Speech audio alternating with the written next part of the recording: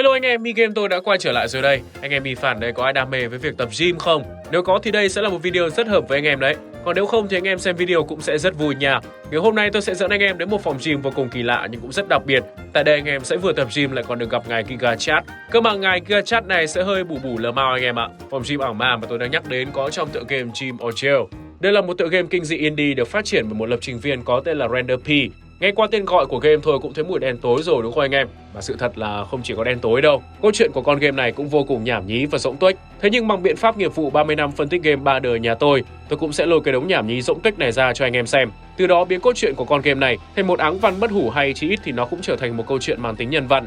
Thế nên, còn chần chừ gì mà không click vào cái nút like cũng như nút đăng ký cho Mi Game tôi trước khi chúng ta bắt đầu vào video nhỉ? Lưu ý video có thể chứa những nội dung sặc mùi của đớ nên anh em cân nhắc kỹ trước khi xem nhé. Thủ tục xong xuôi rồi thì xách hành lý lên đi gặp Giga Chad thôi anh em.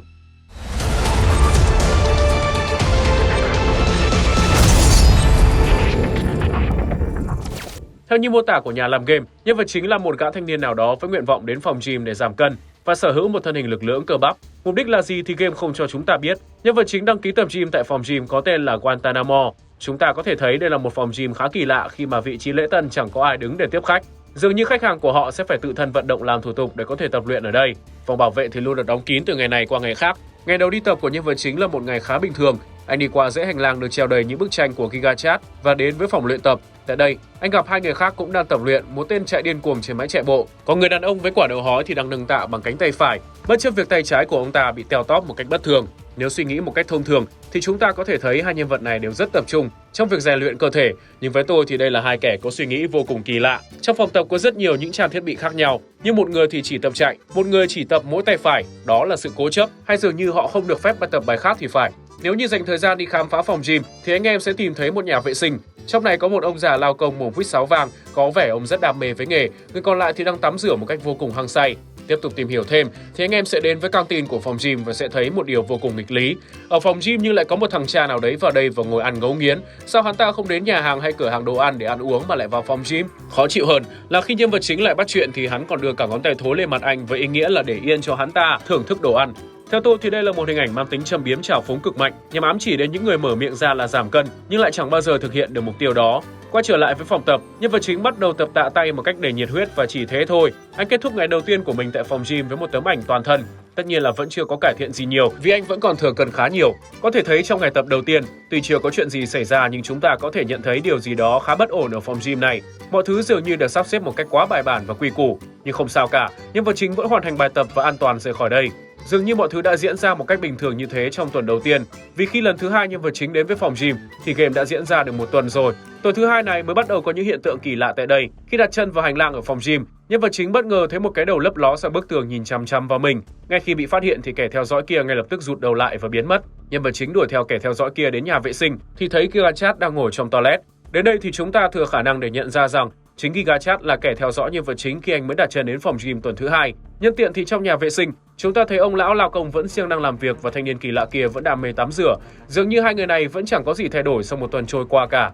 Tạm thời bỏ qua tên Giga Chad kỳ cục kia, nhân vật chính trở về phòng tập và tiếp tục bài tập của mình. Mọi thứ trong căn phòng này vẫn chẳng có gì thay đổi. Thanh niên chạy bộ thì vẫn tiếp tục chạy bộ hăng say. Thanh niên chỉ thuận tay phải vẫn tiếp tục nâng tạ bằng tay phải. Chỉ có nhân vật chính của chúng ta là đã lên cấp. Qua tuần thứ hai thì nhân vật chính của chúng ta đã đổi sang bài đẩy tạ. Sau đó anh qua đạp xe đạp điên cuồng đến nỗi cháy cả máy. Vì sợ bắt quả tang làm hư máy đạp xe, nhân vật chính chuyển qua máy chạy bộ và ngay sau đó Giga Chad đã chính thức lộ diện bước vào phòng. Ngay khi vào phòng, Giga Chad ngay lập tức nhảy lên máy chạy bộ kế bên nhân vật chính với phong thái vô cùng cục xúc. Tuy nhiên hắn ta lại chẳng có lý đồ gì với nhân vật chính cả.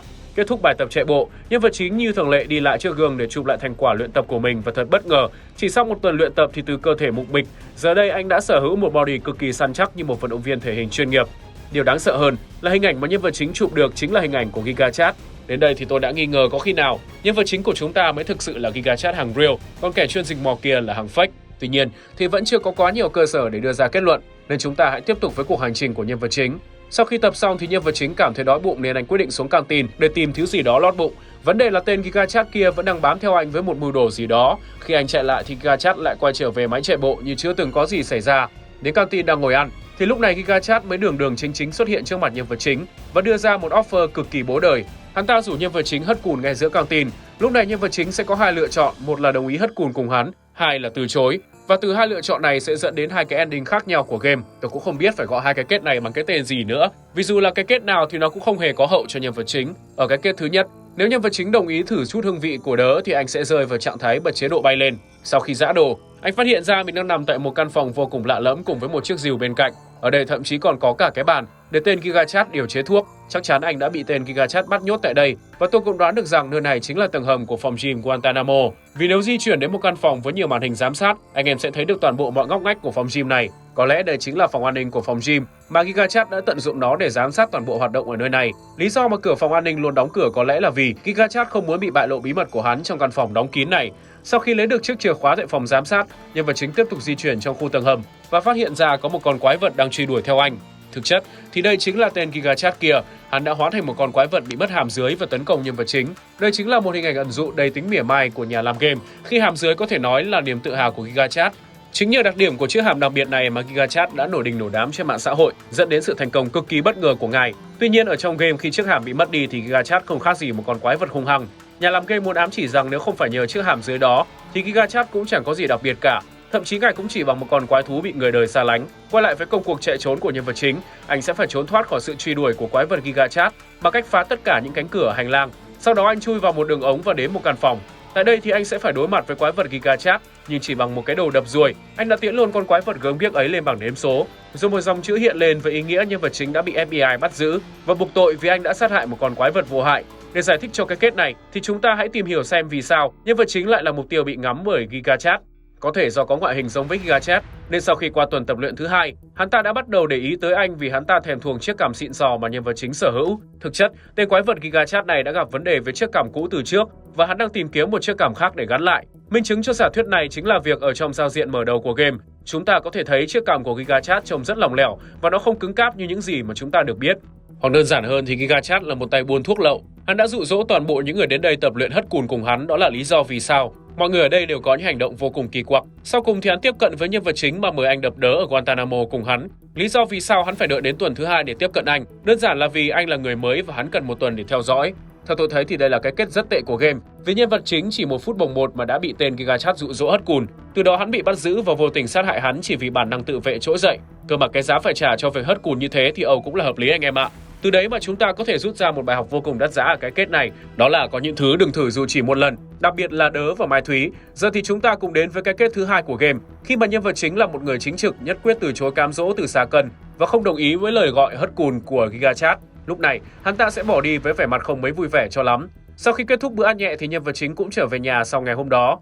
Tuần thứ 3 tại phòng gym, lúc này mọi thứ đã có sự khác biệt khi tên đam mê chạy bộ không còn chạy bộ nữa mà anh ta tập hất đít, hít đất.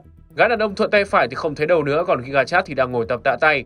Ngay sau khi thấy tên nhân vật chính tập luyện trên máy chạy bộ, Gigachat cũng quăng luôn tạ để lại máy chạy bộ tập cùng với nhân vật chính. Lần này khác với lần trước, ánh mắt của tên Gigachat luôn hướng về phía nhân vật chính, như muốn ăn tươi nuốt sống anh. Chẳng hiểu kiểu gì khi mới chạy được một lúc thì nhân vật chính lại muốn đi tắm. Anh đi đến nhà vệ sinh để tắm thì phát hiện tên Gigachat vẫn đang theo dõi anh như một kẻ biến thái. Nhưng có vẻ nhân vật chính cũng chẳng biết phải làm gì khác. Trong nhà tắm lúc này có sự xuất hiện của gã đàn ông thuận tay phải đang ngồi trong nhà vệ sinh và gã thanh niên tắm 24/7. Tắm được một lúc thì nhân vật chính nhận thấy nước ở đây chưa đủ nóng. Anh muốn tăng nhiệt độ của nước lên thêm nên quyết định qua bên nhà kho để mở van nước nóng. Nhưng khi trở về nhà tắm thì nơi đây đã trở thành một bãi chiến trường vô cùng hỗn loạn. Lý do bởi vì nước quá nóng khiến cho những người đang tắm ở đây đều không thể chịu được nữa và hậu quả đã khiến một người phải thiệt mạng vì bỏng. Đó chính là gã đàn ông có niềm đam mê mãnh liệt với tắm rửa. Lại thêm một hình ảnh mỉa mai nữa được xuất hiện trong game. Thật chớ trêu thay, kẻ đam mê với việc tắm rửa giờ lại bị giết chết bởi chính cái niềm đam mê ấy. Nhưng cái chết của gã ham tắm vẫn chưa phải là điều kinh khủng nhất, vì trước mặt nhân vật chính điều kinh dị hơn bây giờ mới bắt đầu diễn ra. Tên Gigachat dưới tác động của nước nóng đã hóa điên và biến thành một con quái vật kinh tởm. Hắn lao vào nhân vật chính và đánh ngất anh.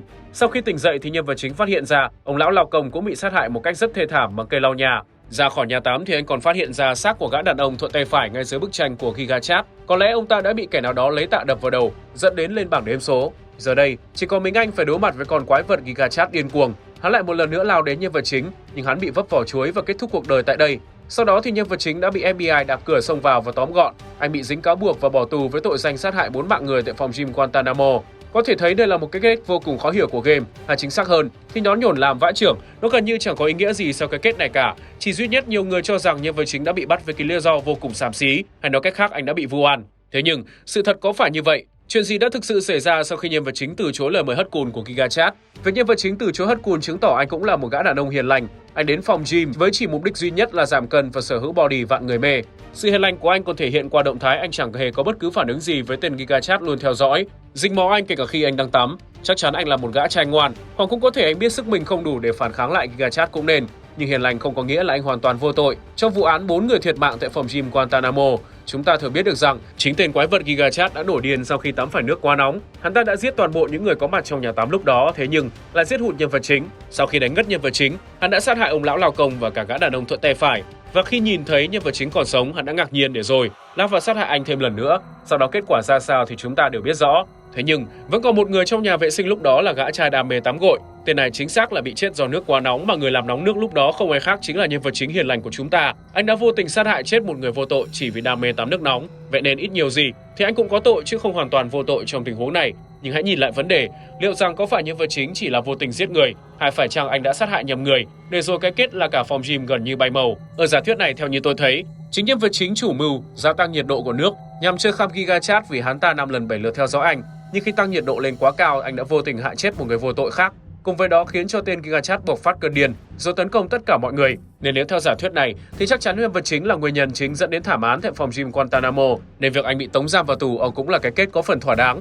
Nhưng dù vậy thì cái kết này nó cũng vô cùng nhảm nhí vì nó chẳng truyền tải được bất cứ thông điệp gì cả. Ở cái kết trước, chúng ta nhận được bài học, hất cùn chính là con đường dẫn đến tù tội, thậm chí là cái chết. Còn ở cái kết thứ hai thì gần như không thấy giá trị nhân vật nào được thể hiện. Đúng là không có giá trị bài học nào cái kết này cả. Nhưng đây là một cái kết mang tính châm biếm cực mạnh, đánh thẳng vào bộ máy các nhà chức trách tại Hoa Kỳ. Việc FBI bắt nhân vật chính và kết tội cho anh một cách vô cớ chỉ vì anh là người sống sót cuối cùng trong phòng gym Guantanamo. Nó giống như việc chính phủ còn chẳng thèm xét xử mà chỉ đưa ra lệnh bắt giữ. Nhưng việc bắt người một cách vô lý như thế đã khiến cho công dân tại Hoa Kỳ không mấy hài lòng. Ngay từ đầu, cái phòng gym Guantanamo này đã là phiên bản mô phỏng của trại giam Guantanamo ngoài đời. Những người ở trong phòng gym này luôn bị kiểm soát và họ chỉ có thể làm một hành động duy nhất một cách máy móc. Nhưng cái đáng thay, cái kết cuối cùng dành cho họ lại không giống như những tù nhân ngoài đời. Ở ngoài đời thì gần như mọi tù nhân tại trại Guantanamo thì vẫn trải qua quãng thời gian cực kỳ khó khăn trong tù, nhưng cái kết họ vẫn được trao trả lại sự tự do. Trong game thì những người tập luyện tại Guantanamo thì không như vậy, họ đều bỏ mạng cho dù họ đã làm đúng mọi chuyện. Qua đó cho thấy rằng họ không khác gì những con tốt thí. Thêm một tình tiết mang tính mỉa mai cực mạnh khác là kẻ gây ra toàn bộ thảm án lại là một nhân vật đến từ Nga. Thật trớ trêu làm sao khi mà FBI của Mỹ cũng điều tra liên bang danh tiếng của đất nước này lại bị dắt mũi bởi một người mang quốc tịch Nga. Về phần mục tiêu thực sự của GigaChat trong game này là gì thì nó vẫn quá mơ hồ, nhưng tôi đã phân tích nếu theo cái kết thứ nhất thì hắn đang cần tìm một chiếc cằm khác để thay thế, và vô tình hắn phát hiện sau khi nhân vật chính giảm cân thành công thì anh lại sở hữu một chiếc cằm hoàn hảo, và đó là lý do hắn ta bắt anh lại nhằm chiếm đoạt cái cằm đó. Còn theo cái kết thứ hai thì nó lại khá vô lý, vì GigaChat có thừa khả năng để kết liễu luôn nhân vật chính trong nhà vệ sinh, nhưng hắn ta lại không làm như vậy. Hắn ta chỉ đánh ngất nhân vật chính, có thể hắn muốn bắt sống nhân vật chính cũng nên, nhưng nghe nó cứ không hợp lý lắm, vì trước sau gì hắn cũng sẽ lấy đi cái cằm của anh mà đúng không? Vậy nên, để giải quyết được cái sự mâu thuẫn khó hiểu này mà Mi-game tôi sẽ đưa ra thêm một giả thuyết khác nghe đậm mùi của đớ, nhưng tôi tin là nó cũng có phần thuyết phục. Anh em nghĩ thế nào nếu kẻ phản diện đích thực của game chính là nhân vật chính? Ngay từ đầu anh ta đã muốn có một cơ thể giống GigaChat và bất ngờ thay, ở trong phòng gym Guantanamo lại có một người giống như mục tiêu mà anh hằng mong muốn. Nhân vật chính đã đến phòng gym này và cố gắng làm những điều đặc biệt để thu hút sự chú ý của GigaChat. Chúng ta có thể thấy nhân vật chính luôn cố gắng luyện tập rất khác so với phần còn lại của phòng gym. Anh tập tạ tay cũng nhanh hơn tập bình thường. Máy đạp xe cũng đạp đến mức cháy cả máy. Từ đó mà anh thu hút được sự chú ý từ GigaChat. Từ đó anh chính là người đã cướp mất đi cái cằm của GigaChat như cái kết thứ nhất. Vì theo cáo buộc của FBI, quái vật GigaChat chỉ là sinh vật vô hại và thực chất thì nó đang theo đuổi nhân vật chính hòng lấy lại cái cằm của mình. Còn ở cái kết thứ hai thì anh đã cố tình chỉnh nước thật nóng nhằm hãm hại GigaChat sau khi biết được rằng hắn đã theo anh vào phòng tắm, nhưng tiếc cho anh chính nước nóng lại là chất xúc tác khiến cho GigaChat hóa điên và dẫn đến thảm kịch như chúng ta đã biết. Mặc dù nó là cái giả thuyết gì thì thực chất con game này cũng chỉ nhằm mục đích mua vui để giải trí. Việc nhà làm game lựa chọn GigaChat chỉ đơn giản là anh chàng này thích thế. Vì khi nhắc đến thể hình GigaChat có lẽ là một chiếc meme quá nổi tiếng trên mạng, từ đó mà con game sẽ thu hút được sự chú ý nhiều hơn. Để tất cả những phân tích ở trên của Mi-game tôi chỉ để anh em xem cho vui thôi nhá. Vì thực sự mà nói thì con game này nó nhảm nhí thật. Cơ mà biết đâu, những phân tích trên nó là đúng thì sao anh em nhỉ? Nên trên tinh thần là xem cho vui, còn nếu chưa vui thì đợi khi nào vui rồi xem nha. Ok, trên đây là toàn bộ phân tích cũng như giả thuyết của Mi-game về tựa game Gym or Jail. Anh em cảm thấy thế nào về con game này? Nó thực sự sâu xa giống như tôi phân tích hay nó chỉ đơn thuần là một con game sáo rỗng nhảm nhí? Hãy để lại bên dưới phần bình luận để chúng ta cùng thảo luận nha. Tiện thể, nếu thấy hay thì đừng tiếc một nút like cho Mi-game để tôi có động lực ra mắt thêm những nội dung xàm lờ nhưng giải trí thế này nhé. Đừng quên khung giờ 18 giờ các thứ hai từ 6 hàng tuần của Mi-game để đón xem những nội dung mới. Để không bỏ lỡ những nội dung đó thì nhanh tay ấn nút đăng ký và bật chuông thông báo anh em nhé. Giờ thì chuyên mục trả lời bình luận đã quay trở lại rồi đây. Tôi không biết nên gọi anh em Nguyễn Hà hay chị em Nguyên Hà nữa, nhưng trộm điện thoại mẹ để xem video của tôi làm. Là tôi biết bạn này rất yêu mi game rồi, cơ mà đừng làm thế nữa, nhỏ không học lớn lên làm mi game đấy, khổ lắm người ơi. Hello anh em Quốc Thắng, câu hỏi của anh em thì chúng ta nên inbox vùng kín với nhau nhé. Giờ thì cảm ơn anh em đã theo dõi, hôm nay đến đây thôi nhé. Xin chào và hẹn gặp lại anh em ở những video tiếp theo.